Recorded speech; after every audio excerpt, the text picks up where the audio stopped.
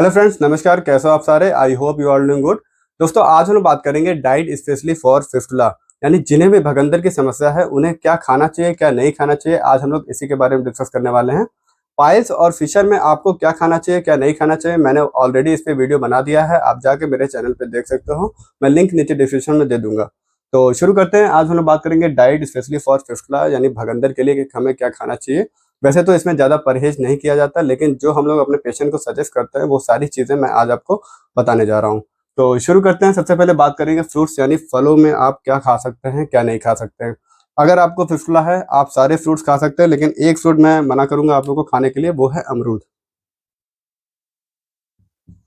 अमरूद, ये जो है आपको अमरूद नहीं खाना है। क्यों नहीं खाना है?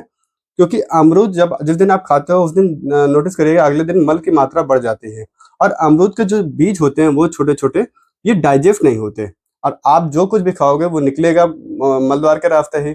तो ये जो बीज होते हैं क्या करते हैं, मलद्वार पे ठोकर मारते हैं, और जो फिस्टुला का ट्रैक होता है वहां पे एक्यूमुलेट हो जाते हैं छोटे छोटे पार्टिकल्स, जिसके कारण वहां पे ऑब्स्ट्रक्शन होता है, रुकावट पैदा होती है और इन्फेक्शन बढ़ने लगता है। तो आपको फल में सारी चीज, जैसे सेब हुआ, संतरा हुआ, अंगूर हुआ, आम हुआ, सारी चीजें, फल फल में आप कोई अवॉइड नहीं है, लेकिन एक फल स्पेशली हम लोग मना करते हैं अपने पेशेंट को, वो है अमरूद। अमरूद आपको नहीं खाना है। बात करेंगे नॉनवेज के बारे में, तो नॉनवेज में आप फिश, चिकन और मीट, ये सारी चीज़ें आपको अवॉइड करना है। आप नॉनवेज में एक ही चीज़ सजेस्ट करता हूँ, वो है एग्स। अंडे आप खा सकते हो, बाकी आपको फिश नहीं खाना है, चिकन नहीं खाना है और मीट जो है वो नहीं खाना है। तो ये सारी चीज़ें आपको नहीं खाना है, स्पेशली नॉनवेज में बात करें। बात करेंगे वेज के बारे में, तो वेज में आपको घर के जो खाना है लगभग 70% जो खाना है वो फॉलो करना है। जो भी घर पे बनता है सारी चीज़ आप खा सकते हैं। रोटी अगर आप खा रहे हो तो उसमें 1-2 चम्मच देसी घी लगा के खाइएगा।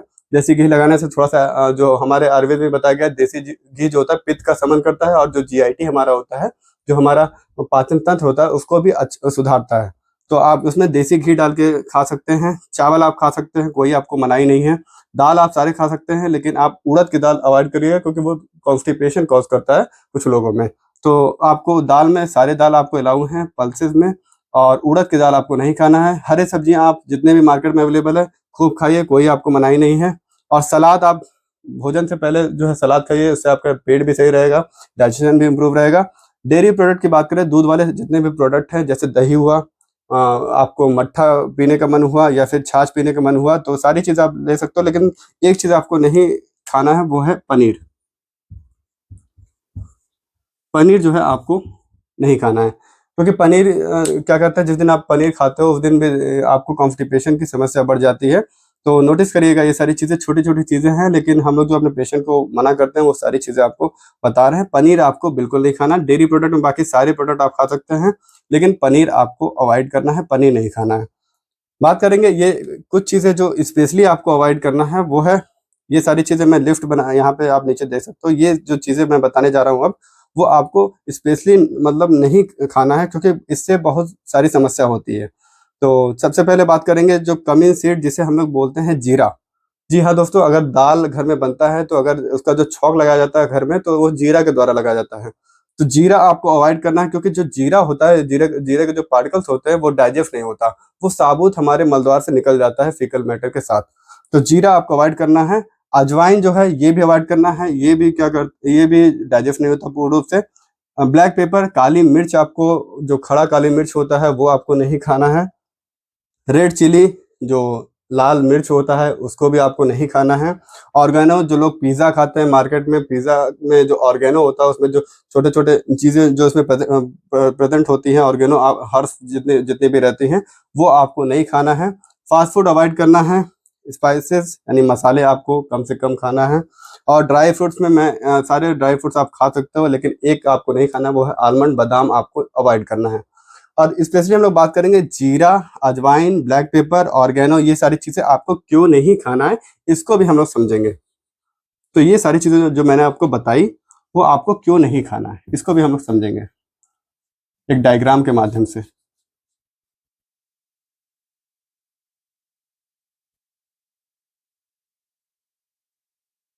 तो मान लीजिए ये एक डायग्राम है, ये ऊपर की तरफ हमारा रेक्टम है और ये हमारा मलद्वार है।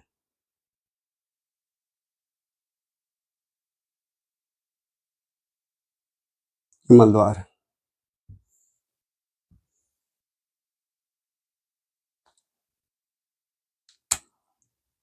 ये रेक्टम जहाँ पे हमारा जो स्टूल होता है एक्युमुलेट होता है, मल जहाँ पे इकट्ठा होता है उसे हम लोग रेक्टम कहते हैं, और ये हमारा एनल कैनाल है।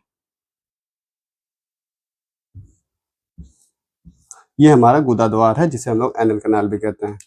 तो और एक ये यहाँ पे मैं मान लीजिए किसी व्यक्ति को फिस्टुला की समस्या है। अब फिस्टुला में क्या होता है, एक रास्ता बन जाता है गुदाद्वार में। मैंने एक ऐसे सिंपल सा एक आप लोग को समझाने के लिए एक ट्रैक, फिस्टुला का ट्रैक ऐसे ये बना दिया, ये फिस्टुला ट्रैक। तो इसको समझते हैं। हम लोग जो कुछ भी खाना खाएंगे वो तो हमारे मलद्वार के रास्ते ही आएगा। जैसे आप खाने में जीरा खा लिया, या फिर अजवाइन खा लिया, ब्लैक पेपर खा लिया, या फिर चीनी, ये रेड चिली या ऑर्गेनो जो मैंने बताया वो आपने ये सारी चीज़ें अगर आपने खा ली, तो ये करता क्या है, हम लोग अपने पेशेंट में, कई सारे पेशेंट में हम लोग नोटिस भी करते हैं, जिस दिन ये चीज़ें खाते हैं लोग तो उस दिन उनकी समस्या बढ़ जाती है। मान लीजिए ये स्टूल है, यानी मल है हमारा, ये आएगा हमारे मलद्वार से ही। तो ये जब आता है तो इसमें क्या होगा, ये जीरा जो होता है, ये साबुत जो जीरा होता है, ये डाइजेस्ट तो होता नहीं। या फिर अमरूद का बीज हुआ, ये भी डाइजेस्ट नहीं होता। अजवाइन जो होता है ये भी डाइजेस्ट नहीं होता। तो ये जब जैसे लेट अस सपोज ये मलद्वार से ऐसे स्टूल पार्टिकल्स ये निकला, तो इसमें जो है स्टूल में ऑलरेडी जीरा के पार्टिकल्स छोटे छोटे, मान लीजिए जीरा के पार्टिकल या ऑर्गेनो आपने खाया या अमरूद के बीज हैं, ये स्टूल के साथ ही आते हैं क्योंकि डाइजेस्ट तो होते नहीं है। और ये जो फिस्टुला की इंटरनल ओपनिंग आप यहाँ पे देख रहे हो, ये इंटरनल ओपनिंग है फिस्टुला की, इंटरनल ओपनिंग।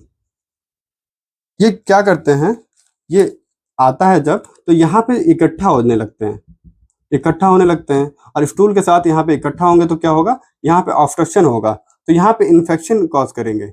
ये जो इन्फेक्शन ऑलरेडी फिस्टुला में था, तो ये जो यहाँ पे जो बीज होता है ये या फिर जीरा होता है, ये यहाँ पे आके इकट्ठा होता है और व्यक्ति को काफ़ी इरिटेशन फील होता है, काफ़ी चुभने जैसी पीड़ा होती है, जलन होता है। तो ये सारी चीज़ें यहाँ पे ऑब्स्ट्रक्शन करती हैं और पेशेंट को काफ़ी तकलीफ पहुँचाती हैं। तो स्पेशली ये सब जो चीज़ हैं हम लोग ये मना करते हैं। आई होप ये सारी चीज़ें आपको समझ में आई हो। मान लीजिए कि किसी को फिशर या फिर पाइल्स की समस्या है, तो उन्हें भी ये सारी चीज़ें अवॉइड की जाती है, क्योंकि जब ये मलद्वार से आता है ये फीकल मैटर, ये यहाँ पे एनल कैनाल पे ठोकर मारता है, ठोकर के कारण यहाँ पे कट भी लग सकता है, तो आपकी समस्या जो है बढ़ सकती है। तो ये सब सारी चीज़ें क्यों नहीं खाना है मैंने ऑलरेडी आपको समझा दिया। आपको आपके मन में कोई भी डाउट होता है तो आप नीचे कमेंट सेक्शन में पूछ सकते हो। बहुत बहुत धन्यवाद।